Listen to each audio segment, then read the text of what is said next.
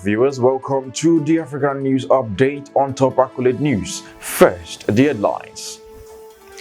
Museveni downplays exclusion from Agua Act.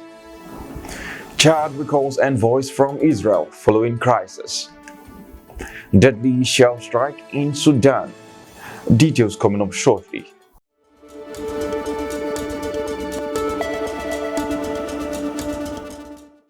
In politics, Museveni downplays exclusion from Agua Act. Uganda's President Yoweri Museveni has downplayed the expulsion of his country from the African Growth and Opportunity Act (AGWA) by the United States. The U.S. cited Uganda's gross violations of internationally recognized human rights as the reason behind the removal. Museveni criticized the U.S., stating that they overestimate themselves and erroneously think that African countries cannot move forward without their support. Despite the U.S. action and other international controversies, Museveni expressed confidence in Uganda's ability to achieve its growth and transformation goals. He also acknowledged the American government for continuing to provide funding for HIV drugs, but mentioned that Uganda has a contingency plan to acquire the drugs if foreign donors withdraw their support. On international relations, Chad recalls envoys from Israel following crisis. Chad has recalled its charge d'affaires from Israel for consultations due to the unprecedented deadly violence in Gaza Strip. The government of Chad expressed its concern for the loss of innocent lives and called for a ceasefire that would lead to a lasting solution to the Palestinian question. This move by Chad comes as the first African country to recall its envoy from Israel since the outbreak of the conflict in Gaza. Several other nations including Turkey, Chile, Bahrain, Honduras, Colombia, and Jordan have also recalled their ambassadors from Israel in response to the situation. Moving on into safety affairs, deadly shell strike in Sudan.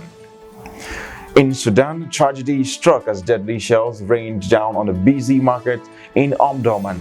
More than 20 lives were lost and numerous others were injured in the aftermath of a fierce clash between the Sudanese army and the paramilitary Rapid Support Forces. Sudan's emergency lawyers, a non-governmental group, condemned the ongoing fighting in populated areas and called for an immediate ceasefire.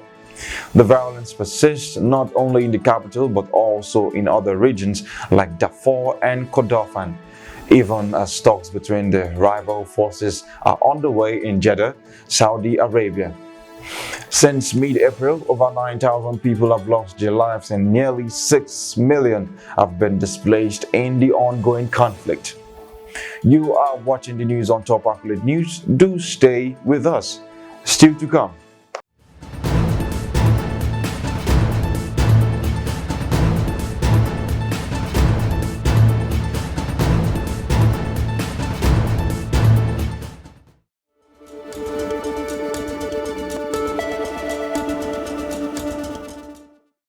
Welcome back and thanks for staying with us. Still on safety matters, flood looms in Somalia due to heavy rainfall. In Somalia, heavy rainfalls have led to devastating flash floods in Jubaland state, trapping thousands of people in affected areas. The Juba River waters levels rose significantly, causing widespread flooding in riverine regions of the state. According to the Office for the Coordination of Humanitarian Affairs (OCHA), approximately 2,400 people in Luke district are surrounded by floodwaters. Rescue efforts are underway to evacuate those stranded. So far, these flash floods have claimed at least 14 lives and displaced 47,000 people in Somalia. The situation is critical, and the country's information minister has appealed for support, especially after coming out of one of the worst droughts in 4 decades. In sports, Nigerian-born Yemisi selected as referee for AFWCL. Nigerian FIFA badge referee Yemisi Akintoye has been selected to officiate at the 2023 African Women's Champions League in Cote d'Ivoire. Akintoye, a graduate of the University of Lagos, was among the 17 referees shortlisted from across Africa and one of the 12 selected after an intensive pre-tournament course. She earned a FIFA referee badge in 2021 and has experience at various international competitions including the WAFU Women's Champions League and the Aisha Buhari Tournament.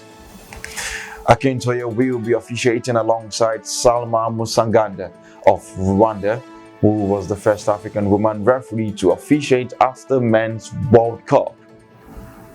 That concludes our African news update for today. Stay tuned for more news and development across the continent. Thanks for joining us. I am Jonathan Puwe. Connect and engage with us on all our social media handles. Do have a wonderful day.